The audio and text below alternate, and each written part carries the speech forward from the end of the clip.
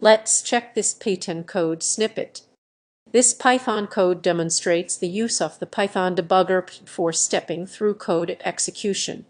First, the P module is imported to enable debugging. The example function is defined with sample calculations.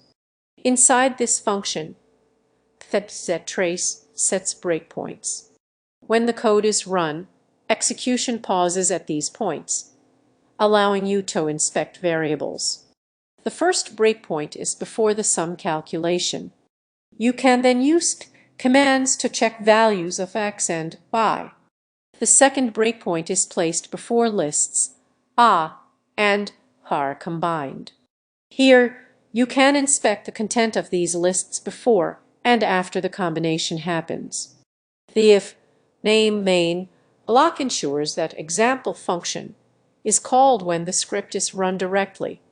This setup allows you to interactively debug and understand the flow of your Python code. Thank you for watching. Thank you for watching.